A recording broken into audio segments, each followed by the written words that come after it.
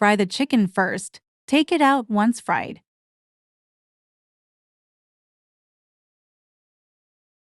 Add the onions and garlic on that same oil and stir fry for a while. Add 1 teaspoon of turmeric powder.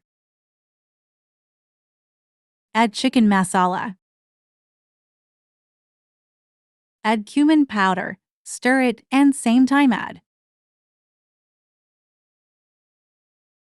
chili powder, salt and stir it again.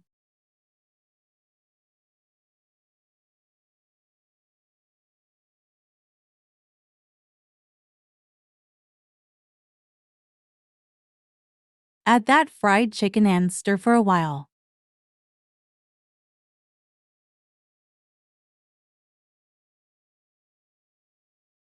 Here I have tomato paste with hot naga chili paste ready.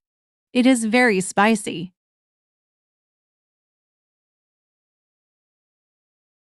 Cook for few minutes.